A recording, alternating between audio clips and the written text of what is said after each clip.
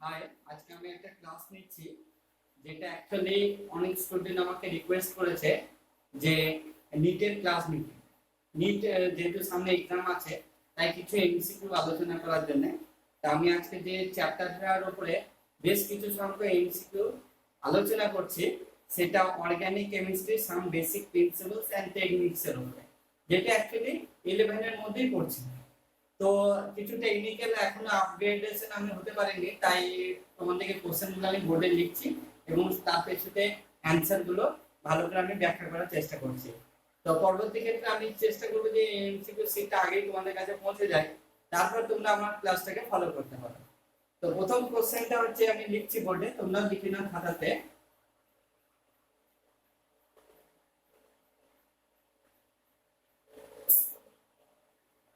How many primary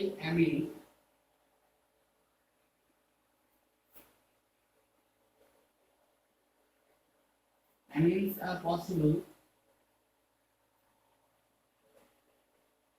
with molecular formula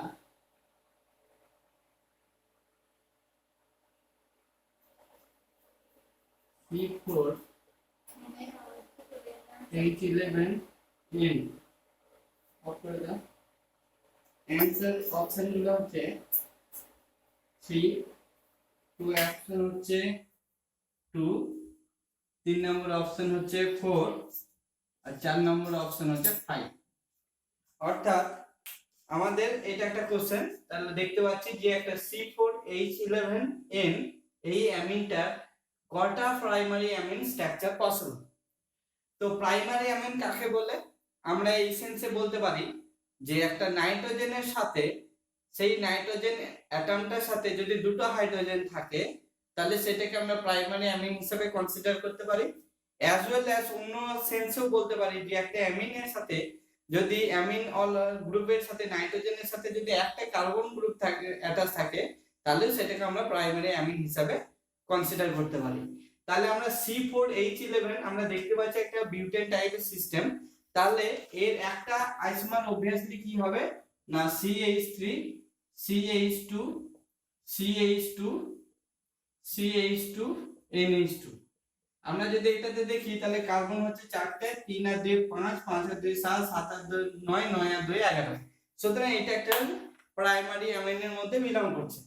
নাও আমরা যদি এবার এই অ্যালকাইল চেইন যেটা নরমাল রয়েছে সেটাকে ভ্যারিয়েশন করে কিন্তু আমরা একটা আইসোমার তৈরি করতে পারবো, provided what we should consider that this amine group, this nitrogen group, two atoms should be attached with this nitrogen atom so that it belongs to primary amine. Now তাহলে আমরা এই অ্যালকাইল চেইনের ভ্যারিয়েশনে দ্বিতীয় একটা variation করতে পারি, সেটা হচ্ছে CH3 CH2 CH3 NH2। এটা একটা ভ্যারিয়েশন। আবার কি করতে পারি, আরেকটা ভ্যারিয়েশন আমরা এখানে করতে পারি যেটা এর উপরে যাবে। সুতরাং সেক্ষেত্রে কি হবে, CH3 C, এখানে CH3, এখানে CH3, এটা NH2। তাহলে এটা হচ্ছে 1 নাম্বার, এটা 2 নাম্বার, এটা 3 নাম্বার আইসোমার। দেখতে পাচ্ছি মলিকুলার আইসোমার আমরা কার দিকে বলি, তো আইসোমার আমরা সেগুলোকে বলি যেগুলোতে মলিকুলার ফর্মুলা সেম থাকবে। সুতরাং এই তিনটেই হলো isomer, but the amine group here intact, that is NH2. So this all isomer belongs to primary amine.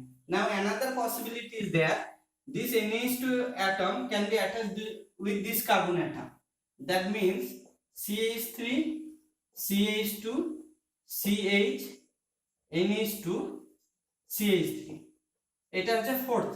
তাহলে আমরা বুঝতে পারছি যে এই অ্যামিন গুলোর মধ্যে এই C4H11N ফর্মুলা বিশিষ্ট আমরা 4টে আইসোমার কিন্তু তৈরি করতে পারছি। ঠিক আছে, এবার তোমরা যদি ভাবো যে এই NH2 গ্রুপটাকে এখানে অ্যাটাচ করব, তাহলে কিন্তু আমাদের সেম আইসোমার তৈরি হবে, একই মলিকুল তৈরি হবে। এখানে NH2 রাখলেও যে মলিকুলটা তৈরি হবে, এখানে NH2 টা রাখলেও কিন্তু সেই মলিকুল তৈরি হবে। So there is no possibility of another isomer which maintain the primary amine condition. So এই molecular formula বিশিষ্ট আমরা কয়টা আইসোমার তৈরি করতে পারছি? 4টে। সুতরাং থার্ড অপশনটা হবে আমাদের কিন্তু রাইট অ্যান্সার। সো এটা ফার্স্ট এমসিকিউ ছিল। তাহলে আমরা এই এমসিকিউ থেকে কি শিখলাম? আমরা এই প্রাইমারি অ্যামিনের কন্ডিশনটা বুঝলাম, যেটাকে আমরা মেনটেন করলাম, অ্যাজ ওয়েল অ্যাজ অ্যালকাইল গ্রুপের ব্রাঞ্চিংটাকে চেঞ্জ করে করে আমরা ডিফারেন্ট আইসোমারকে লিখতে পারলাম। সো আমরা এই রকম প্রশ্ন পড়লে আমরা কিভাবে করতে হবে না, আমাকে বেসিক ব্যাপার হচ্ছে এটাই যে মলিকুলার ফর্মুলাটা সেম মেনটেন করে আমাকে ট্রায়াল এন্ড এরর মেথডেই কিন্তু আমাকে ওই অ্যামিনগুলোকে তৈরি করতে হবে to find out that isomer. Okay, it's over.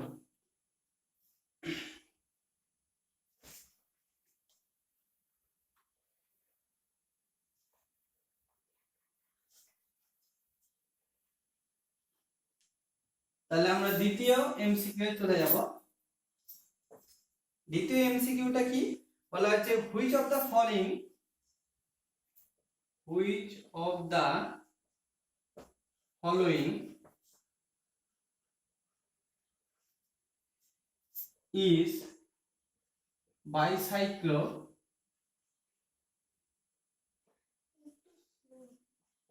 440 decane. One is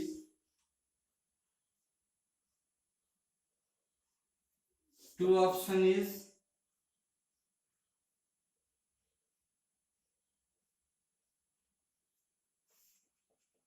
तीन number option is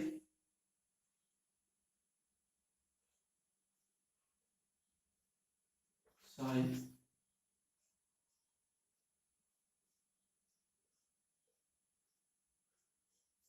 4 number option is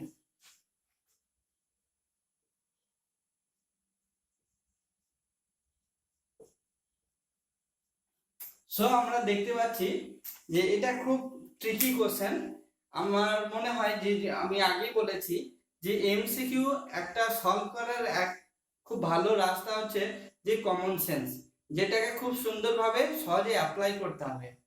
এবং অনেক সময় অনেক তথ্য না জেনেও শুধু কমন সেন্সের উপর বেস করে কিন্তু অনেক প্রশ্নের উত্তর করা যায়, এবং এইটা হচ্ছে তার মধ্যে একটা। সেটা কি না, এখানে বলা হয়েছে বাইসাইক্লো 440 ডেকেন।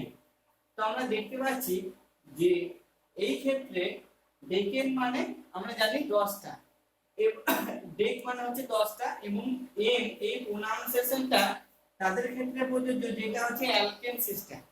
তাহলে তার মানে কি আমার টোটাল ওভারঅল সিস্টেমে 10টা কার্বন থাকবে এবং অ্যাজ ওয়েল অ্যাজ যে সেটা অ্যালকেন শ্রেণীর কম্পাউন্ড হবে, এবং আমরা দেখতেই পাচ্ছি সাইক্লোসো ফিউজড হবে। তো ইন দ্যাট কেস এখানে আমরা দেখতে পাচ্ছি এখানে কিন্তু আমাদের 1 2 3 4 5 6 7 8টা আছে। এখানে আছে 1 2 3 4 5 6 7 8 9 10, বাট এটা কিন্তু কি না বাইসাইক্লো কম্পাউন্ড নাই, এটা লিংক, দুটো সাইক্লো লিংক, আর এখানে কি ফিউজড রয়েছে। সো এই বাইসাইক্লো সিস্টেমে আমরা দেখতে পাচ্ছি যে এখানে 10টা কার্বন মেইনটেইন হচ্ছে as well as এটা অ্যালকেন শ্রেণীর compound. So right answer is 2। তাহলে আমরা এই এমসিকিউটার যেটার উত্তরের বেসিসে যে কনসেপ্টে অ্যাপ্লাই করলাম দ্যাট ইজ ডেকেন, অর্থাৎ 10টা কার্বন থাকবে হ্যাভিং অ্যালকেন চেইন এবং দুটো বাইসাইক্লো অর্থাৎ দুটো সাইকেল ফিউজড রয়েছে। এবং আমরা মনে রাখবো যে এরকম কন্ডিশন থাকা মানে হচ্ছে দুটো রিং কিন্তু ফিউজড। ফিউজড রিং মানে কি দুটো রিং, একটা রিং আরেকটা রিং এর সাথে ইমার্জড হয়ে থাকবে, কারেক্ট? কিন্তু এটা কি লিংকড, দুটো সাইক্লো কম্পাউন্ড কিন্তু লিংকড রয়েছে আর এখানে ফিউজড রয়েছে। তো এই বাইসাইক্লো সিস্টেমের যেটা ডেকেন বলা আছে তার কারেক্ট অ্যানসার হচ্ছে 2 নম্বর। তো বোঝা গেছে? তো আমি তৃতীয় এমসিকিউ এ যাচ্ছি।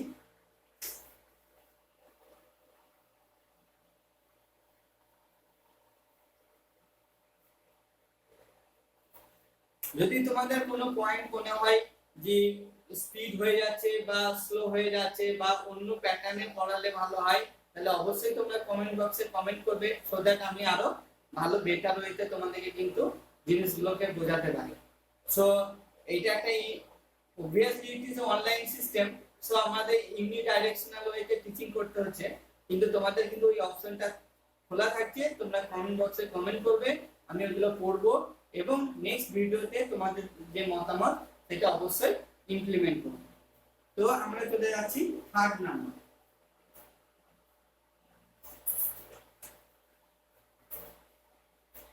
বলা আছে IUPAC unique name of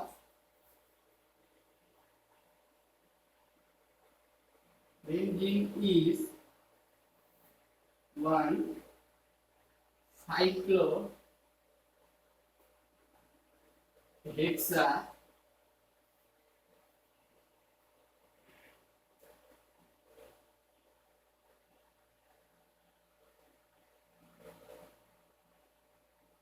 1 2 3 tryene। 2 number answer আছে বেনজিন। 3 নম্বর হচ্ছে সাইক্লোহেক্সা 2 4 6 tryene। আর 4 নম্বর অপশন আছে সাইক্লোহেক্সা।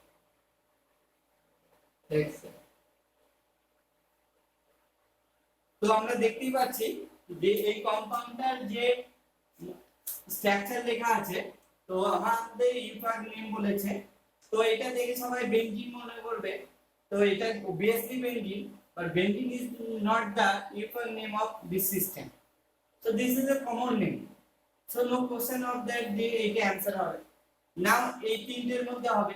তো আমরা ভালো করে জানি যে কোন একটা সাইক্লো সিস্টেমের নাম্বারিং সেখান থেকে, যে কোনো সাইক্লো সিস্টেমে নয়, যে কোনো অ্যালকিন সিস্টেমে নাম্বারিং সেখান থেকে শুরু হবে যেখানে ডাবল বন্ডটা শুরু হচ্ছে, so that you have to put the minimum number of the first carbon atom that is attached to two double bond. So here the numbering will be from here 1 2 3 4 5 6, and another point is that this is a cyclo compound, so this cyclo term should be there. So this is cyclohexane, so no question about this because this is cyclohexane, but it is hexene system as it is contain double bond, so these two is nullified. Now these two system, now numbering is different here. তো আমরা জানি যখন double বন্ডে attach থাকে এবং দুটো কার্বনের numbering করা হয়, তখন ফার্স্ট নাম্বারটা অর্থাৎ যেটা মিনিমাম নাম্বার সেটা তার পজিশনকে ইন্ডিকেট করে। সো এই ডাবল বন্ডের পজিশন হচ্ছে এটা, এটা নয়। সো তাহলে এই তিনটে ডাবল বন্ডের পজিশনকে যদি আমাকে অ্যাসাইন করতে হয় অর্থাৎ দিতে হয়, তাহলে এই ডাবল বন্ডের পজিশনটা 1, এই ডাবল বন্ডের পজিশন হচ্ছে 3, এই ডাবল বন্ডের পজিশন হচ্ছে কিন্তু 5। সো এটা 1 2 3 নয়, 2 4 6 1 3 5, এটা 1 3 5 হবে, 1 3 5 ট্রাই। সো ট্রাই কেন, যেহেতু তিনটে রয়েছে, ইন কেন, কিন্তু ডাবল বন্ড আছে। So the equal nomenclature will be this one, cyclohexa 1 3 5 tryene, so the right answer is this one. ওকে, তাহলে আমরা যে কোনো ডাবল বন্ড যদি এটা হয় যে এরকম যদি বলা হয় যে এটা নোমেনক্লেচার কি, তাহলে আবার নাম্বারিং আমরা এখান থেকে শুরু করব 1 2 3 4, তাহলে এটার নাম কি হবে 1 সাইক্লো 1 3 সাইক্লোহেক্সা, যেহেতু 6টা কার্বন আছে তাহলে এর নাম হবে সাইক্লোহেক্সা 1 3 ডাইইন, যেহেতু দুটো ডাবল বন্ড রয়েছে। আবার বলছি এটা সাইক্লিক কম্পাউন্ড, তাই প্রথম উচ্চারণ আসবে সাইক্লো, যেহেতু 6টা কার্বন আছে তাই হচ্ছে হেক্সা, এবং আমাকে তখন তাদের পজিশন বলতে হবে ডাবল বন্ডে, অর্থাৎ 1 3 ডাই, ডাই যেহেতু দুটো আছে এবং ইন যেহেতু ডাবল বন্ড রয়েছে, তো এই সিস্টেমের নাম হয়ে যাচ্ছে তখন সাইক্লোহেক্সা 1 3 ডাইইন। সো এটা কিছুই নেই, একটা সাইক্লিক সিস্টেমের ইউনিক নোমেনক্লেচারের জন্য যে রুলগুলো রয়েছে সেই রুলগুলো তোমার যদি আত্মস্থ হয়ে থাকে তাহলে সেটার ইমপ্লিমেন্টেশন করে কিন্তু এই টাইপের এমসিকিউ কে তুমি রিজলভ করতে পারবে। তো নেক্সট পয়েন্টে যাই, নেক্সট কোশ্চেন।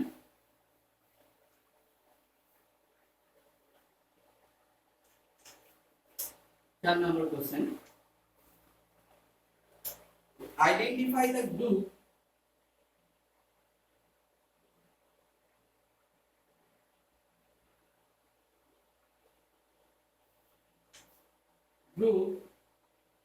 showing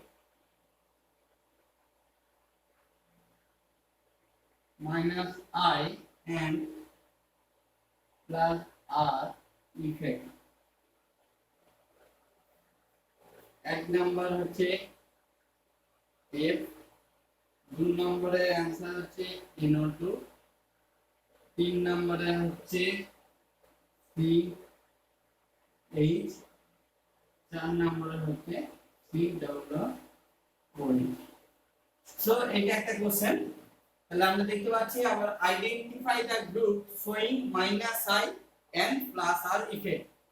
তো আমরা প্রথম চ্যাপ্টার যে অর্গানিক কেমিস্ট্রি রয়েছে সেখানকার আইডিয়া থেকে আমরা ভালো করে জানি যে মাইনাস আই ইফেক্ট কোন কোন গ্রুপ অপারেট করে। তো প্রথম কথা আমরা বুঝতে হবে আগে মাইনাস আই ইফেক্টটা কি। আমরা ভালো করে জানি I stands for inductive effect. Inductive effect actually deals with the sigma bonded electron. Now sigma bonded ইলেকট্রনে যখন দুটো অ্যাটম অ্যাটাচ থাকে তখন যে অ্যাটমটার ইলেকট্রোনেগেটিভিটি বেশি, ওই সিগমা বন্ডেড ইলেকট্রনে যে দুটো ইলেকট্রন ইনভলভ থাকছে সেটা যেটা মোর ইলেকট্রোনেগেটিভ অ্যাটম তার দিকে ড্রিফটিং থাকে। অর্থাৎ যদি আমি এরকম ভাবি যে x y অ্যাটাচ আছে দুজনে, তাহলে x যদি এই x যদি ইলেকট্রোনেগেটিভিটি সেন্সে অফ x যদি ইলেকট্রোনেগেটিভিটি অফ y হয়, তাহলে কি হবে এই সিগমা বন্ধনে লিপ্ত ইলেকট্রন জোড়তে x কি করবে তার নিজের দিকে টানবে, তার ফলে এটা ডেল্টা নেগেটিভ পাই। এবার যদি সিগমা বন্ডেড ইলেকট্রনকে কেউ নিজের দিকে টানে তাহলে সেটাকে বলা হয় মাইনাস আই ইফেক্ট। আর যদি কোনো গ্রুপ নিজের কাছ থেকে ইলেকট্রনকে ঠেলে দেয় অন্যের দিকে সিগমা বন্ডেড ইলেকট্রনকে, তাহলে সেটাকে বলা হয় প্লাস আই ইফেক্ট। তো এবার আমরা এখানে দেখতেই পাচ্ছি যে এই গ্রুপগুলোর দিকে তাকিয়ে যে সবাই কিন্তু মাইনাস আই ইফেক্ট অপারেট করে, because electronegative atoms R attached with this system. আমরা ফ্লোরিনকে ভালো করে জানি ইলেকট্রন নিজের দিকে টানতে পারে, নাইট্রো গ্রুপকে ভালো করে জানি যারা ইলেকট্রন নিজের দিকে টানে, কারণ নাইট্রো গ্রুপের স্ট্রাকচারটা হচ্ছে এরকম। সো এই দুটো অক্সিজেন ইলেকট্রোনেগেটিভ, বিশেষ করে এই অক্সিজেনটার জন্য তার ইলেকট্রন টানার একটা টেন্ডেন্সি রয়েছে। এদিকে C+O এটা অ্যালডিহাইড গ্রুপ, আমরা দেখতে পাচ্ছি O আছে, অক্সিজেন আছে, তার জন্য সে কি করে নিজের দিকে টানতে পারে। আবার C+O এই যে এখানেও ডাবল বন্ড O আছে, যার জন্য কি হয় সে ইলেকট্রনটা টানতে পারে। তার ফলে এখানে আমরা চারটি গ্রুপই দেখতে পাচ্ছি যে A minus I effect show করে, A minus I effect show করে, A minus I effect show করে, A minus I effect show করে। এখন এবার হচ্ছে রেজোন্যান্স প্লাস আর ইফেক্ট কি, এটা হচ্ছে রেজোন্যান্সের উপর। এবং দেখতে গেলে এইটা ওই মাইনাস আই প্লাস আই এর সাইন কনভেনশনের ঠিক সেম টাইপের। অর্থাৎ প্লাস আই ইফেক্ট কারা না, যারা ডিউ টু রেজোন্যান্স। অর্থাৎ আমরা ভালো করে জানি রেজোন্যান্সে বেসিক্যালি কখনো সিগমা বন্ড ইনভলভ থাকে না, পাই বন্ড ইলেকট্রন ইনভলভ থাকে, বা কোনো নেগেটিভ চার্জ সেন্টার যে এক্সট্রা নেগেটিভ ইলেকট্রন ডেনসিটি থাকে সেটা সে ড্রিফটিং করতে পারে, এক স্থান থেকে অন্য স্থানে কি করতে পারে ছড়িয়ে দিতে পারে। এখন যদি কোনো গ্রুপ ইলেকট্রন ডেনসিটিকে নিজের কাছ থেকে অন্যের দিকে ঠেলে দেয় তাহলে সেটাকে বলা হয় প্লাস আর ইফেক্ট। আবার কোনো গ্রুপ যদি ডিউ টু রেজোন্যান্স তার নিজের দিকে ইলেকট্রন ডেনসিটি টেনে নিতে পারে তাহলে সেটাকে বলা হয় minus R effect. Again I repeat, যদি কোনো গ্রুপ রেজোন্যান্সের দরুন ইলেকট্রন অন্য জায়গায় ইলেকট্রনের ঘনত্ব বাড়িয়ে দেয়, অর্থাৎ পাই ইলেকট্রন ড্রিফটিংটা এইভাবে হয় নিজের কাছ থেকে দূরে হয়, তাহলে সেটাকে বলা হবে কিন্তু প্লাস আর ইফেক্ট। অর্থাৎ সে নিজে কি চাই প্লাস অবস্থায় থাকে। তাই এই জন্য এই সেন্সে আমরা ভাবতে পারি, এটা কনভেনশনাল বাট আমরা ভাবতে পারি যে সে নিজের কাছ থেকে ইলেকট্রনটা ঠেলে দিয়ে নিজেকে প্লাস করে রাখতে চাইছে, তাই সেটা হচ্ছে প্লাস আর ইফেক্ট। আবার কোন গ্রুপ যদি অন্য জায়গায় ইলেকট্রন ডেনসিটি নিজের দিকে টেনে নেয় তার মানে নিজে মাইনাস হিসেবে থাকতে চাইছে, তাই সেটা হচ্ছে মাইনাস আর গ্রুপ। তো এখানকার ক্ষেত্রে আমরা জানি যে একমাত্র ফ্লোরিন আছে, যদি ফ্লোরিন কোনো বেঞ্জিনিং এর সাথে অ্যাটাচ থাকে তাহলে এর ইলেকট্রনটা কি হয় বেনজিন রিংয়ে শিফট হয়। তার মানে ফ্লোরিন কি করছে, এর কাছ থেকে ইলেকট্রন ডেনসিটিকে অন্য জায়গায় সরিয়ে দিচ্ছে, এইভাবে ইলেকট্রন ডেনসিটিটাকে সরিয়ে দিচ্ছে, অর্থাৎ নিজে কি থাকতে চাইছে, প্লাস আর প্লাস থাকতে চাইছে। তার মানে সে কি অপারেট করছে, প্লাস আর ইফেক্ট অপারেট করছে। কিন্তু এই গ্রুপগুলো কি করে, আমরা জানি ভালো করে যে যদি নাইট্রো কোনো সিস্টেমে অ্যাটাচ থাকে এভাবে, তাহলে কি করে, এই বেনজিন রিং এর পাই ইলেকট্রন ডেনসিটিকে নিচের দিকে টানে। সি ডবল এইচ এও নিচে টানতে পারে, সি ডবল এইচ গ্রুপটাও নিচের দিকে টানতে পারে। অর্থাৎ এই প্রত্যেকটা গ্রুপ এ কি দেখাচ্ছে, মাইনাস আর ইফেক্ট দেখাচ্ছে, এ মাইনাস আর ইফেক্ট দেখাচ্ছে এবং এ মাইনাস আর ইফেক্ট দেখাচ্ছে। আর এই ফ্লোরিন একমাত্র যে তার লোন পেয়ার ইলেকট্রন ডেনসিটিটাকে পি পাই এখানে পি পাই বন্ড ফর্মেশন হয়, যেখানে ইলেকট্রন ডেনসিটিটা বেনজিন রিং এর দিকে বাড়িয়ে দিচ্ছে, অর্থাৎ নিজের কাছ থেকে ইলেকট্রন ডেনসিটিকে অন্য জায়গায় সরিয়ে দিচ্ছে। তার ফলে fluorine actually plus R effect show করছে। তাই এর উত্তরটা হচ্ছে এই একমাত্র ফ্লোরিন যে এই প্লাস আর ইফেক্ট থাকে এবং মাইনাস আর ইফেক্টটাকে অপারেট করছে। So this is the right answer. তাহলে এটা থেকে তোমাদের এই এমসিকিউ থেকে তোমরা কি শিখলে, এক প্লাস আর এবং মাইনাস আর এই কনভেনশনটাকে ক্লিয়ার হলো, as well as minus I কি প্লাস আই কি এই ইফেক্টটা, এইটা কনভেনশনটা ক্লিয়ার হলো, এবং এই গ্রুপগুলো সম্বন্ধে পরিচিতি লাভ হলো, যেগুলো কোনটা মাইনাস আই কোনটা প্লাস আর এইগুলো অপারেট করতে পারে। এই ইফেক্টের দরুন অনেক সময় তারা এই nitro group CHO group CH group কি করে না বেনজিন রিংয়ে অনেক প্রপার্টি ডেভেলপ করে, যেমন অ্যাসিডিক ক্যারেক্টার, তার ইলেকট্রোফিলিক সাবস্টিটিউশন রিঅ্যাকশন, এইগুলোর প্রতি কিন্তু তারা অ্যাক্টিভিটিটাকে কন্ট্রোল করে by operating minus I and plus R effect বা minus I and minus R effect. So later on we will discuss about some of the aspect that is affected by minus I and plus R effect. So আমরা বুঝতে পারছি, so halogen এমন একটা group, halogen গুলো যারা minus I এবং plus R effect operate করে। এবার আমি একটা প্রসঙ্গ বলে দিই যে এই হ্যালোজেন গুলো ফ্লোরিন থেকে ক্লোরিন, ক্লোরিন থেকে ব্রোমিন, ব্রোমিন থেকে আয়োডিন যত যায় তত কিন্তু এই ব্যাক ডোনেশনটা কিন্তু কমতে থাকে, অর্থাৎ প্লাস আর ইফেক্ট অপারেট করার যে টেন্ডেন্সি বা এফিসিয়েন্সি সেটা কিন্তু কি হয়, কমতে থাকে। কারণ এখানে ফ্লোরিনের 2p অরবিটাল ইনভলভ আছে, এখানে কার্বনের 2p অরবিটাল ইনভলভ আছে, কিন্তু আমরা ফ্লোরিন থেকে যত ক্লোরিন ব্রোমিন আয়োডিনে যাব, এই 2p টা হবে 3p, 3p টা হবে 4p, 4p টা হবে 5p, যার ফলে এই ব্যাক ডোনেশন ক্যাপাবিলিটিটা কিন্তু কমে যাবে। কারণ 2p আর 3p সাইজ তো সেম নয়, তাহলে ব্যাক ডোনেশনটা কি হয়, হিন্ডার্ড হয়ে যায়, অর্থাৎ প্লাস আর ইফেক্ট অপারেট করার যে এফিসিয়েন্সি সেটা কিন্তু হ্যালোজেনের উপর থেকে নিচের দিকে গেলে কি হয়, কমতে থাকে। সো নেক্সট কোশ্চেনে আমরা যাই।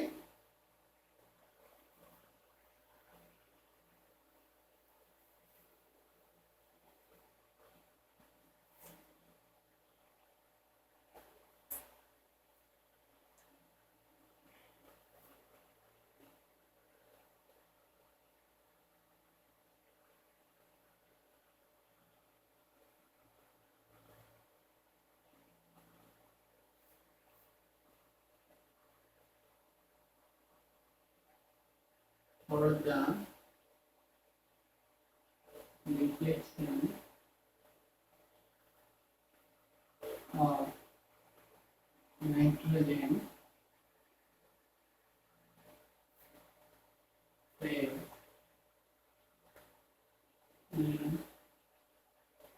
case of that number is to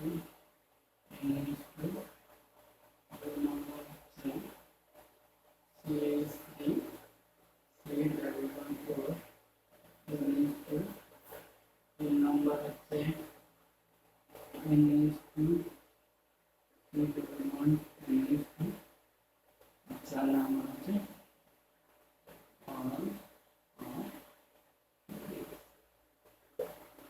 তো এটা হচ্ছে কোশ্চেন। আর কোশ্চেনটা কি না, Lassaigne test for the detection of nitrogen fails in case of NH2 NH2 CH3CO NH2 NH2 CO NH2 and এটা একটা অ্যামাইড, এটা আমরা বুঝতে পারছি ইউরিয়া, এটা হচ্ছে হাইড্রোজেন এবং অল অফ দিস।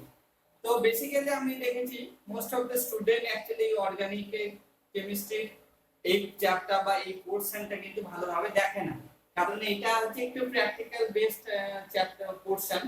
ওই প্রথম চ্যাপ্টারটা যেটা আমরা বলেছি কি some basic principle and technique. তো সেই ক্ষেত্রে আমরা জানি যে কোনো একটা কম্পাউন্ড, যে কোনো কম্পাউন্ড ধরে নাও, আমাদের গ্র্যাজুয়েশনে এটা করা হয় প্রথম ফার্স্ট ইয়ারে, যে কোনো কম্পাউন্ডে নাইট্রোজেন আছে কি নেই সেটা পরীক্ষাগতভাবে কিভাবে প্রমাণ করবে। তো আমরা সেই ব্যাপারে যখন ল্যাসাইন টেস্ট করি, তোমরা অনেকজন এইচএসও করেছো, ল্যাবে করে থাকবে, যে সোডিয়াম যেখানে দরকার হয় আমরা অনেক সময় সোডিয়াম ফিউশন টেস্টও বলি, তো সেইটা হচ্ছে ল্যাসাইন টেস্ট। তো পরবর্তী ক্ষেত্রে আমি যখন চ্যাপ্টার ওয়াইজে যাব, প্রসঙ্গত বলে রাখি আমি এখনো কোনো চ্যাপ্টার ভিডিও আপলোড করিনি, আমি সেটা করব খুব তাড়াতাড়ি, কালকেই করব একটা, এবং 11 12 এইভাবে করব। তো তোমরা সেখানে ফলো করবে সেগুলো। তা সেই চ্যাপ্টার যখন আমি আসবো তখন ল্যাব সায়েন্স টেস্টের সম্বন্ধে বিস্তারিত বলবো। আজকে এমসিকিউটার জন্য যতটুকু দরকার হয় আমি ততটুকু বলছি। তো ল্যাব সায়েন্স টেস্টে কি রকম কোন একটা কম্পাউন্ডে প্রথম কথা হচ্ছে that should be organic compound. Organic কম্পাউন্ডের ক্ষেত্রে যে নাইট্রোজেন আছে কি নেই, যেমন ধরা যাক একটা অ্যাসিটামাইড, হ্যাঁ অ্যাসিটামাইডের নাইট্রোজেন আছে, তো সেটা আমরা ডিটেক্ট কি করে করব, সেটা করার জন্য ল্যাসাইন টেস্ট। ল্যাসাইন টেস্টে কি করা হয়, একটা সোডিয়াম বিট বলবো না, খুব স্মল একটা পোরশন নেওয়া হয়, দিয়ে তাতে কি করা হয়, তাকে একটু মেল্ট করা হয়, মেল্ট করার সঙ্গে সঙ্গে তাতে অর্গানিক স্যাম্পলটা দেওয়া হয়, তো তখন ধোয়া হয়ে যায়। তারপরে ওটা একদম 5 মিনিট হিট করতে হয় স্ট্রং, অনেক সময় টেস্ট টিউব প্রায় গলে যায়, ফুটো হয়ে যায়, তো ওইটাকে ওই রেড হট কন্ডিশনে 5 মিনিট হিট করার পর আমরা একটা মোটর আছে পাথরের বাটির মতো, তাতে আমরা জলে ডোবাই এবং সেটা পেস্ট করি, দিয়ে ফিল্ট্রেশন করি, ফিল্ট্রেশন করে যেটা আমরা পাই ফিল্ট্রেট, সেটাকে আমরা অনেক সময় বলি সোডিয়াম এক্সট্রাক্ট, এবং সেটা নিয়ে কিছু টেস্ট ফলো করতে হয়, টেস্ট ফলো কেমিক্যাল অ্যাড করতে হয়, অ্যাড করার পর যদি প্রুশিয়ান ব্লু কালারটা কিছুই নাই, কেরোসিন তেলের মতো দেখতে, তো সেই কালারটা আসে, তাহলে তখন বলা হয় যে এই কম্পাউন্ডটাতে নাইট্রোজেন আছে। আর যদি না আসে তাহলে সেই কম্পাউন্ডটা নাইট্রোজেন ছাড়া কোনো অর্গানিক কম্পাউন্ড হতে পারে। তো সেইটা বেসিক যে রিঅ্যাকশনটা আছে একদম বেসিক, সেটা কি না, সোডিয়াম আমরা এক্সটারনালি অ্যাড করি, কম্পাউন্ডটা থেকে কার্বন আসে এবং নাইট্রোজেন যদি থেকে থাকে তো নাইট্রোজেন আছে, এবং এই তিনটে বিক্রিয়ার ফলে কি তৈরি হয়, সোডিয়াম সায়ানাইড তৈরি হয় NaCN। So this is the parent compound বলবো যেটা তৈরি হয়, এবং এটা স্টেপ বাই স্টেপ অনেক প্রসেস আছে, যার পর আমরা ক্রিস্টাল ব্লু কালারটা কিন্তু পাই। ঠিক আছে, তাহলে মেইন আমরা এই রিঅ্যাকশনটাতে দেখতে পাচ্ছি, তাহলে ল্যাসাইন টেস্টকে পজিটিভ হিসেবে পাওয়ার জন্য যেটা ক্রাইটেরিয়া সেটা হচ্ছে ফার্স্ট অফ অল তাতে কার্বন থাকতে হবে, সেকেন্ড অফ অল যদি নাইট্রোজেনাস কম্পাউন্ড হয় তাহলে নাইট্রোজেনটা থাকবে, এবং তার ফলে এই কনক্লুশনটা আমরা পাবো। তো এখানে তার মানে দুটো কথা, এক অর্গানিক কম্পাউন্ডে কার্বন তো থাকতেই হবে, আর দুই হচ্ছে নাইট্রোজেন থাকতে হবে, এই দুটো না থাকলে কিন্তু ল্যাসাইন টেস্ট পজিটিভ আমি পাবো না। তো এখানে এবার কম্পাউন্ডের গুলো থেকে তাকাই, যে এটাতে দেখি যে কার্বন আছে, নাইট্রোজেন আছে, নাইট্রোজেন আছে, কার্বন আছে, but this one that is a hydrogen NH2 NH2, nitrogen আছে but there is no carbon atom. So এইটা ল্যাসাইন টেস্ট দেবে না, কারণ আমরা দেখতেই পাচ্ছি ল্যাসাইন টেস্টে কার্বন কিন্তু থাকতে হবে। সো এই কোশ্চেনটার অ্যানসার হবে ফার্স্ট ওয়ান। ওকে, এবার তোমাদের মনে আইডিয়া অনেক কোশ্চেন থাকতেই পারে যে ল্যাসাইন টেস্টে কি হয়, এই ক্রিস্টাল ব্লু কালারটার ফর্মুলা কি, সেগুলো আমি ডিটেইলস এখন বলছি না, আমি যখন ওই চ্যাপ্টারটা কভার করব তখন ওই ভিডিওটা ফলো করো, তার ডিটেইলস সেখানে কিন্তু জানা যাবে। ওকে, আমি নেক্সট কোশ্চেনে চলে যাচ্ছি।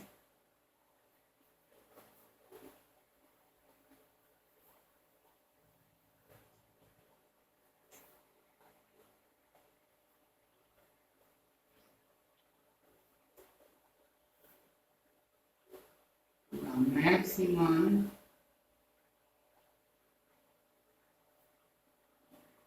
number of ions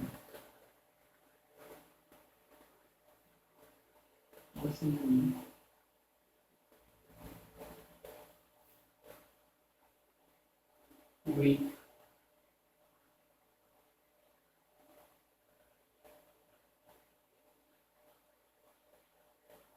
formula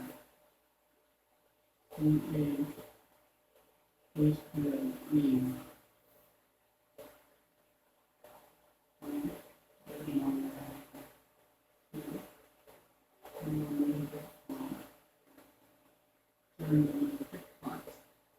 তো আমাদের কোশ্চেন হচ্ছে এটাই যে the maximum number of pi bonds possible with the molecular formula C8H12 is this one. তাহলে কি আমাকে একটা মলিকুলার ফর্মুলা দেয়া আছে, তো বলা হচ্ছে যে কয়টা এখানে ডাবল বন্ড থাকতে পারে।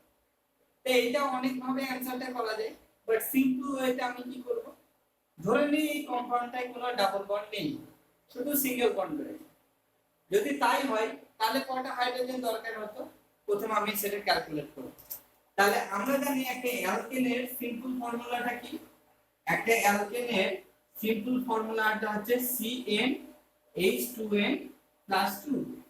তাহলে সেই বেসিসে যদি এখানে n হচ্ছে 8, তাহলে H কত হতে হবে, 8 * 2 that is 16, 16 + 2 that is equal to 18। So যদি এইটা অ্যালকেন হতো অর্থাৎ কোনো ডাবল বন্ড না থাকতো, তাহলে তার ফর্মুলা হতো C8H8। সো আমি কি দেখতে পাচ্ছি, কয়টা হাইড্রোজেন এখানে ঘাটতি রয়েছে, অর্থাৎ এই অ্যালকেন থেকে অ্যালকিনটা যেটা আছে পাই বন্ড আছে, শুধু এটা অ্যালকিন সিস্টেম। তাহলে এই অ্যালকিন সিস্টেমটাতে এই অ্যালকেন থেকে অ্যালকিনটা হওয়ার জন্য হাইড্রোজেনের ডেফিসিয়েন্সি কয়টা হয়েছে, হাইড্রোজেনের ডেফিসিয়েন্সি আমি দেখতে পাচ্ছি 18 - 12 that equal to 6। তাহলে 6টা হাইড্রোজেনের ডেফিসিয়েন্সি রয়েছে। এখন একটা সিম্পল কনসেপ্ট আমরা ইউজ করতে পারি, ধরে নিই ইথেন আর ইথেন থেকে যদি একটা ডাবল বন্ড তৈরি করি অর্থাৎ ইথিলিন, তাহলে মানে হাইড্রোজেনের গ্যাপ কত হয়, এটা হচ্ছে C2H6 আর এটা কত C2H4। তাহলে হাইড্রোজেনের ঘাটতি কত রয়েছে, দুটো হাইড্রোজেনের ঘাটতি রয়েছে। অর্থাৎ আমি অলওয়েজ একটা ডাবল বন্ড তৈরি করতে পারবো বাই লুজিং 2 প্রোটন অর্থাৎ 2 হাইড্রোজেন। তাহলে আমরা এখান থেকে দেখতে পাচ্ছি একটা ডাবল বন্ড তৈরি হয়েছে, কিন্তু আমরা হাইড্রোজেন কয়টা লুজ করছি, দুটো। তাহলে আমরা এখানে কয়টা, 6টা হাইড্রোজেন লুজ করেছি, তাহলে আমরা কয়টা ডাবল বন্ড পাবো, 3টে। অর্থাৎ আমি যদি দুটো হাইড্রোজেন লস করি তাহলে ডাবল বন্ড পাচ্ছি একটা। তাহলে আমি 6টা হাইড্রোজেন যদি লুজ করি তাহলে আমরা কয়টা পাবো, 6/2 that equal to 3। সো এই কম্পাউন্ডটাতে কয়টা ডাবল বন্ড রয়েছে না, 2 নম্বর অপশন, অর্থাৎ 3টে ডাবল বন্ড রয়েছে। তো এটা অ্যাকচুয়ালি কি, কোন কনসেপ্টের উপর আধার করে এই এমসিকিউটা তৈরি হলো, that is the general formula। So we must have to remember that the simple general formula of alkane is CnH2n+2 and for alkene CnH2n and for alkyne H2n-2। এবার বলি, আমরা এই তথ্যগুলো অনেক সময়ই জানি, but how to implement that one আমরা কিন্তু বুঝতে পারি না। সো এই স্কিল বা এই আলোচনার মাধ্যমে তুমি এটা বুঝতে পারবে যে তোমার কাছে যে থটগুলো রয়েছে সেই থটগুলো how to implement to solve a MCQ. So এটা তোমাকে কিন্তু এক্সপার্ট করে তুলবে। অনেক সময় তোমরা এরকম এমসিকিউ অনেক পাবে যে যার উত্তর তোমাদের পারা উচিত ছিল অথচ পারো না, কারণ উত্তরটা যেটা আধার সেটা তুমি জানো, but how to implement that one তুমি অনেক সময় সেটা বুঝে উঠতে পারো না। সো ভালো করে দেখো কয়েকটা এমসিকিউ, তারপর সেগুলো ইমপ্লিমেন্ট করার চেষ্টা করো।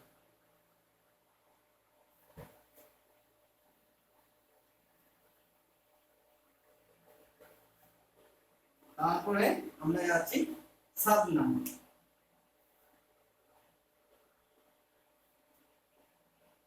identify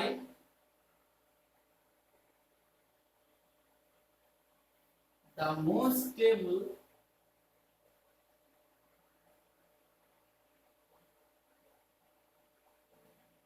carbohydrate anion 1 HC triple bond C minus 2 number দেওয়া আছে H2C double bond C8 minus 3 নম্বরে দেওয়া আছে H3C CH2 minus 4 নম্বরে রয়েছে H3C। সো আমরা দেখতে পাচ্ছি যে আমাদের প্রশ্ন হচ্ছে identify the most stable carbon. So the MCQ actually based on the stability of carbon. So সুতরাং তোমাকে জানতে হবে যে কোন কোন ফ্যাক্টর কার্বন আয়নকে স্টেবিলাইজ করতে পারে, কোন কোন ফ্যাক্টর কার্বন আয়নকে ডিস্টেবিলাইজ করতে পারে। তো আমাদের যেহেতু এটা বৃহত্তর ক্ষেত্র নয় যে আমি টোটাল পয়েন্টগুলোকে তুলে ধরবো ফ্যাক্টরগুলোকে, সেগুলো বইয়ে আছে তোমরা যে, এবং আমি যখন ভিডিও আপলোড করবো চ্যাপ্টার বেসে সেগুলো একবার দেখে নিও।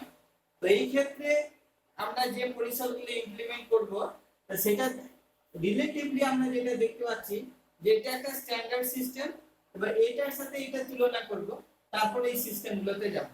এই ক্ষেত্রে আমরা দেখতে পাচ্ছি যে এখানে একটা এক্সট্রা মিথাইল গ্রুপ ইন্ট্রোডিউস হচ্ছে। তা আমরা কি জানি একটা মিথাইল গ্রুপ অলওয়েজ কি অপারেট করে না প্লাস আই ইফেক্ট অপারেট, অর্থাৎ সে কি করে সিগমা বন্ডের ইলেকট্রনকে অন্যের দিকে ঠেলে দেয়। নাও আরেকটা কথা বলে রাখি যে কোনো আয়ন স্টেবিলাইজেশনের ক্ষেত্রে একটা পয়েন্ট মনে রাখবে যে ওই চার্জটা যত একটা সেন্ট্রিক হয়ে থাকবে, অর্থাৎ একটা সেন্টারে বিদ্যমান হয়ে থাকবে, তত কিন্তু সেটা কি হবে আনস্টেবল হয়ে পড়বে। অপরদিকে ওই সেন্ট্রিক চার্জটা যত ডিলোকালাইজড হবে, অর্থাৎ ছড়িয়ে পড়বে, একটা লোকালিটি থেকে আরেকটা লোকালিটিতে ছড়িয়ে পড়বে, that is the delocalisation. So কোন চার্জ যতটা ডিলোকালাইজড হয়ে যায় অর্থাৎ ছড়িয়ে যায়, সেটা ইমপ্যাক্ট করে স্টেবিলিটিকে এনহান্স করার জন্য, অর্থাৎ স্টেবিলিটিকে বাড়ানোর জন্য। আর কোন ঘটনা যদি ওইটাকে আরো কোসেন্ট একটা সেন্ট্রিক করে দেয়, তাহলে সেটা কিন্তু leads to instability of the system. Okay, তো আমরা এখানে আমরা নেগেটিভ চার্জ দেখতে পাচ্ছি। আর একটা পয়েন্ট আমি বলে রাখি, এটা মাথায় রেখো যে নেগেটিভ চার্জ যদি বলি তাহলে নেগেটিভ চার্জটা কার মাথায় রয়েছে, এটা একটা খুব ইম্পর্টেন্ট অ্যাসপেক্ট। কার মাথায় রয়েছে বলতে, যে অ্যাটমটার মাথায় ওইটা থাকছে বা বর্তমান রয়েছে, প্রেজেন্ট রয়েছে, সেটা কেমন element, is it electronegative element, is it electropositive element, তোমাকে কিন্তু সেটা আইডেন্টিফাই করতে হবে। যদি ওই এলিমেন্টটা মোর ইলেকট্রোনেগেটিভ এলিমেন্ট হয়, তাহলে তার মাথায় নেগেটিভ চার্জটা স্টেবল হবে। যেমন এক্ষেত্রে আমরা দেখতে পাচ্ছি, অর্থাৎ ইলেকট্রোনেগেটিভ এলিমেন্ট আমরা কার থেকে বলি, যাদের ইলেকট্রনের প্রতি অ্যাফিনিটি রয়েছে, ইলেকট্রনকে তারা তাদের নিউক্লিয়াসের পজিটিভ চার্জ এতটাই বেশি যে তারা একটা অ্যাডিশনাল নেগেটিভ চার্জকে নিজেদের দিকে পুল করতে পারে। তো সো যত ইলেকট্রোনেগেটিভ অ্যাটম হবে তার উপরে তত নেগেটিভ চার্জ থাকাটা কিন্তু স্বাভাবিক হবে, অর্থাৎ সেটা স্টেবল হবে। তো এই ক্ষেত্রে আমরা দেখি এখানে চলে আসে এমসিকিউ এ। এই এমসিকিউ এর ক্ষেত্রে দেখো এখানে নেগেটিভ চার্জটা সব জায়গায় নেগেটিভ চার্জটা কার্বনের মাথায় আছে। এখানকার মধ্যে এই দুটো সিস্টেমে দেখো এখানে একটা মিথাইল গ্রুপ ইন্ট্রোডিউস হয়েছে, সেই মিথাইল গ্রুপ কি অপারেট করছে, প্লাস আই ইফেক্ট অপারেট করছে। তার মানে কি এই সিগমা বন্ডের ইলেকট্রন জোড়টাকে এই মিথাইল গ্রুপটাই কার্বনের দিকে ঠেলে দিচ্ছে। তাহলে কি হচ্ছে, এখানকার নেগেটিভ চার্জ ডেনসিটি আরো বেড়ে যাচ্ছে। তা আমি আগের পয়েন্টে কি বললাম যে নেগেটিভ চার্জ যত ডিলোকালাইজড হয়ে যাবে তত তার স্টেবিলিটি বেশি হবে। তাহলে এই অ্যাডিশনাল মিথাইল গ্রুপ অ্যাকচুয়ালি এই অ্যানায়নটাকে আরো কি করলো, এর রেসপেক্টে আনস্টেবল করে দিল। So this is very important factor. Now তাহলে বুঝে গেলাম this is the most unstable carbon anion. Now এই তিনটের মধ্যে আলোচনা হবে। তো এখানে দেখতে পাচ্ছি তিনটে কার্বনের মাথাতেই রয়েছে। নাও খুব ইম্পর্টেন্ট একটা অ্যাসপেক্ট, যে তিনটে কার্বনের হাইব্রিডাইজেশন কিন্তু সেম। তাহলে এই জায়গাটায় কি আছে না, আমি এই ক্ষেত্রে দেখতে পাবো যে এই কার্বনটা অ্যাকচুয়ালি sp হাইব্রিডাইজড কার্বন, এই কার্বনটা অ্যাকচুয়ালি sp2 হাইব্রিডাইজড কার্বন, এবং এই কার্বনটা কি একটা sp3 হাইব্রিডাইজড কার্বনের মাথায় রয়েছে। এটা একটা sp3 হাইব্রিডাইজ কার্বনের মাথায়, এটা একটা, এই কার্বনটা sp2 হাইব্রিডাইজ, এই কার্বনটা কিন্তু sp hybridise. Now the issue is that আমরা ভালো করে জানি যে যত তাহলে এই তিনটা হাইব্রিডাইজেশনের ব্যাপারে আমি আসছি।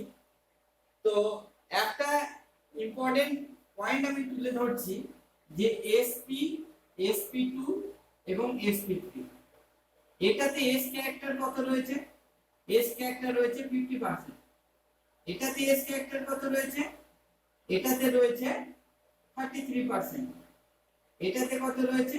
25%। এবার মনে রাখবে যে s ক্যারেক্টার যত বাড়ে, s ক্যারেক্টার যত বাড়ে ইলেকট্রোনেগেটিভিটি কি হয়? তত বেড়ে যায়।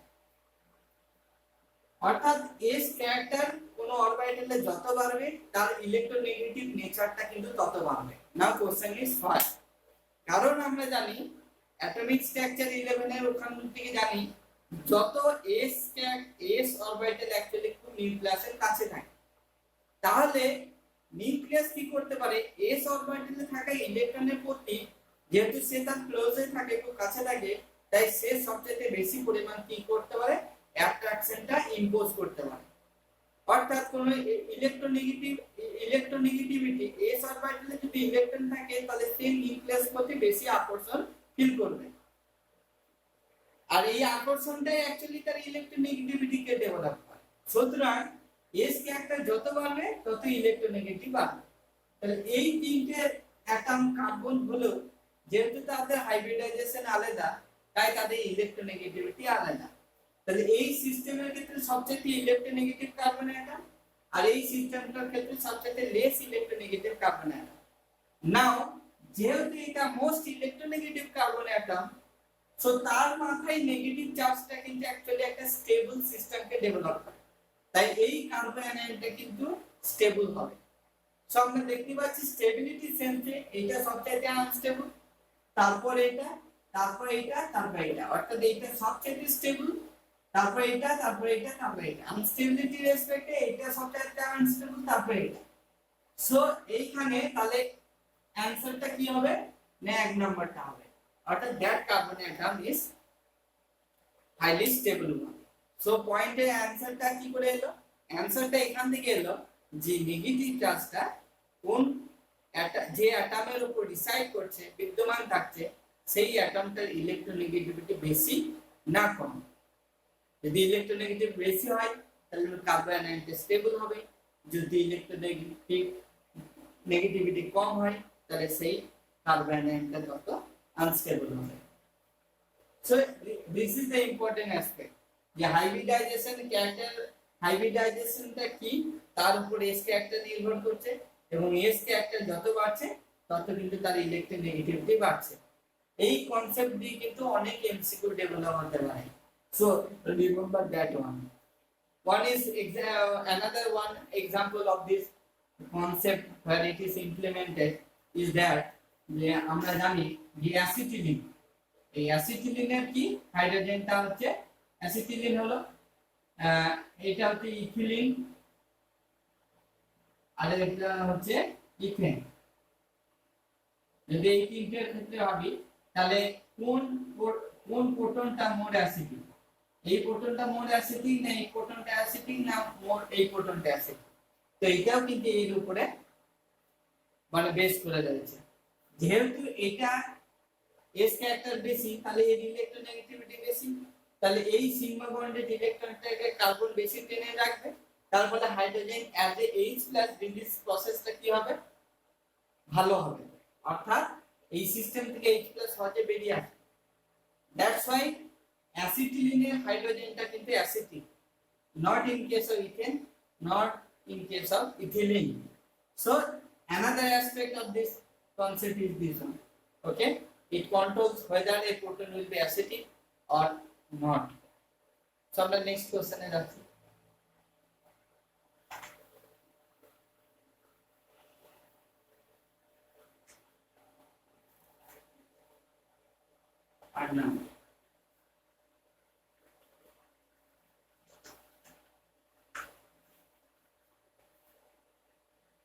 consider the following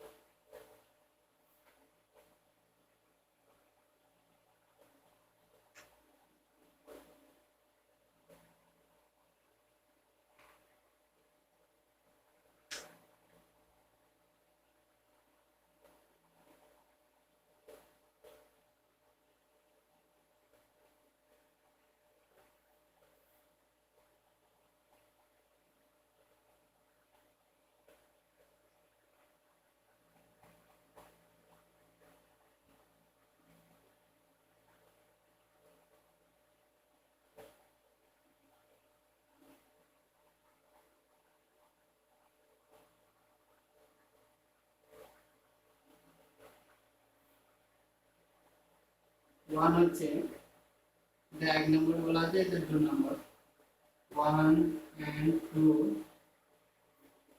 are protoners,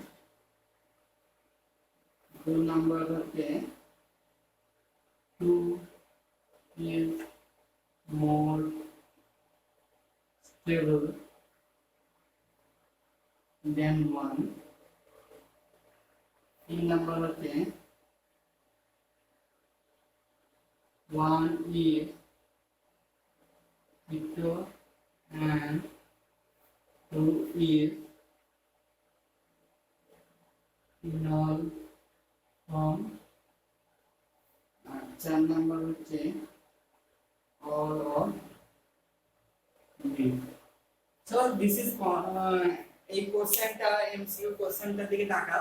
প্রথম কথা, আমি অর্গানিক কেমিস্ট্রি ব্যাপারে বেশিরভাগ স্টুডেন্টদের থেকে দেখেছি যে তারা সিস্টেম থেকে ভয় খেয়ে যায়। অর্থাৎ এই যে একটা সিস্টেম যেটা কোনোদিন নাম জানে না বা এটা কি রকম, সো প্রথম কথা এই ভীতিটাকে দূর করতে হবে। অর্থাৎ অর্গানিক কম্পাউন্ডকে ভালোবাসতে হবে, ভয় করার চাইতে, তবে না তুমি প্রবলেমটাকে সলভ করতে পারবে। তাহলে আগে কি করতে হবে, সিস্টেমটাকে ভালো করে অবজার্ভ করতে হবে। তো তুমি সাইক্লিক সিস্টেম বা এইরকম ভাবে প্রেজেন্টেশন গুলো আগে শিখেছো, যে আমি বেনজিনকে কি রকম ভাবে প্রেজেন্ট করছি। তো এখানে কোথায় প্রোটন আছে, প্রোটন না লিখলেও প্রোটন লেখা না থাকলেও সেখানে প্রোটন আছে, সেটাকে দেখে বোঝা।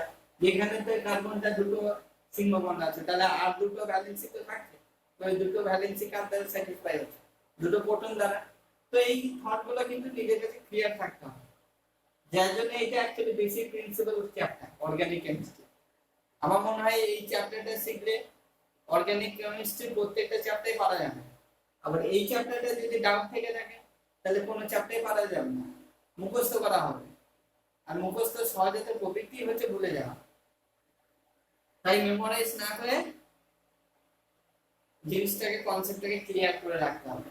তাহলে আমরা এখানে দেখতে পাচ্ছি প্রথম কথা বলা হচ্ছে যে 1 and 2 are tautomers, 2 is more stable। তাহলে আমাকে আগে বুঝতে হবে যে টোটোমার জিনিসটা কি। তাহলে মনে রাখবে, আমি ছোট করে বলছি, যে যদি কোথাও সি ডাবল বন্ড ও থাকে এবং তার আলফা কার্বনের সাথে যদি কোনো হাইড্রোজেন থাকে, আলফা কার্বন কাকে বলা হচ্ছে, যে ফাংশনাল গ্রুপ অফ ইন্টারেস্ট যেটা, ধরে নাও এটা, তার নেক্সট কার্বন অ্যাটম যেটা, that may be in the right side, maybe in the left side, তো যে কার্বনটা আছে that carbon is known as alpha carbon। এবং আলফা কার্বনের সাথে যে হাইড্রোজেন অ্যাটাচ রয়েছে that hydrogen is known as alpha hydrogen। So এইটা হচ্ছে আলফা কার্বন এবং এটা হচ্ছে আলফা হাইড্রোজেন। তাহলে এই আলফা হাইড্রোজেন কি করে একটা রেজোন্যান্সে আসে, দিয়ে এখানে ডাবল বন্ডটা সিঙ্গেল করে ভেঙে নেয়। সো এইটা হচ্ছে বেসিক্যালি টোটোমেরিজমের মেকানিজম। তো এর পরে কি হয়, তো এটা পরে আমরা দেখতে পাচ্ছি যে এখানে ও হয় এবং এই হাইড্রোজেনটা গিয়ে এর সাথে অ্যাটাচ হয়, OH হয়, এখানে একটা ডাবল বন্ড। তাহলে এইখানে দেখতে পাচ্ছ এখানে ফাংশনাল গ্রুপটা কি রয়েছে, কিটো ফাংশনাল গ্রুপ রয়েছে, তার জন্য এটাকে অনেক সময় বলা হয় কিটো ফর্ম। আর এখানে দেখো আমরা জানি অল প্রোনাউন্সিয়েশনটা কার জন্য আসে, অ্যালকোহলের জন্য আসে। তাহলে আমরা এখানে একটা OH দেখতে পাচ্ছি, তাই অল আসে। আর এখানে ডাবল বন্ড আছে, ডাবল বন্ডের প্রোনাউন্সিয়েশন কি আছে ইন, তাই এই ফর্মটাকে বলা হয় ইন অল, অর্থাৎ ইন অল। তাহলে আমরা দেখতে পাচ্ছি এখানকার যে আলফা হাইড্রোজেনটা রয়েছে সেই আলফা হাইড্রোজেনটা এর সাথে কনজুগেশনে এসে এটা তৈরি হচ্ছে। So it is possible as it contains alpha hydrogen atom, কারণ এর এটাও আলফা অ্যাটম, এটাও alpha atom, alpha carbon atom. এবার এখানে তো কোনো আলফা হাইড্রোজেন নেই, আলফা কার্বন হতে পারে, but there is no alpha hydrogen atom, but in this carbon atom two alpha hydrogen atoms are there. তার মধ্যে একটা আলফা হাইড্রোজেন অ্যাটম কি হবে, এর সাথে রেজোনেন্সে এসে এই ডাবল বন্ডটাকে খুলে দেবে, দেন কি করবে এই ফর্মটা করবে। সো আমাদের কন্ডিশন যেটা আমরা এখান থেকে ছিলাম এটা স্যাটিসফাই হচ্ছে, এইটা হচ্ছে কিটো ফর্ম, এটা হচ্ছে ইনল ফর্ম। তাহলে এখানে দেখতে পাচ্ছি এরা দুজন অভ্যাসের প্রোটন। সো এক নাম্বার পয়েন্টটা কিন্তু ঠিক। দুই নাম্বার পয়েন্ট আসি, দুই নাম্বার আগে তিন নাম্বারটা দেখে নিই। one is keto and two is enol form, obviously it satisfies that condition, so তিন নাম্বারটা ঠিক। now two is more stable than one, এই পয়েন্টটাকে আমাকে ক্ল্যারিফাই করতে হবে যে whether it is correct or whether it is wrong, ঠিক আছে। তো আমরা সেটা বোঝার জন্য কি করব, সেটা ভেরিফাই করার জন্য কি করব, এই দুটো সিস্টেমের দিকে তাকাবো। এখন এইখানে আমি একটু মুছে দিচ্ছি জায়গাটা।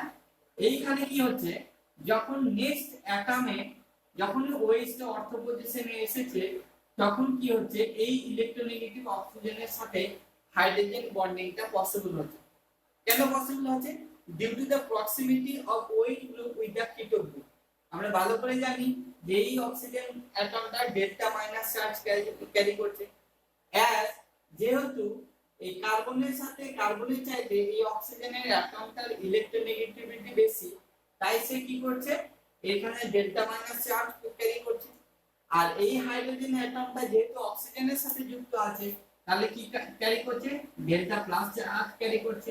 তাহলে ডেল্টা প্লাস চার্জ ক্যারি করা প্রোটন এবং ডেল্টা মাইনাস চার্জ ক্যারি করা কিন্তু অক্সিজেন অ্যাটম কাছাকাছি থাকার জন্য তাদের মধ্যে কি হচ্ছে, একটা উইক ইন্টারঅ্যাকশন হচ্ছে, যেটা নাম হচ্ছে হাইড্রোজেন বন্ডিং।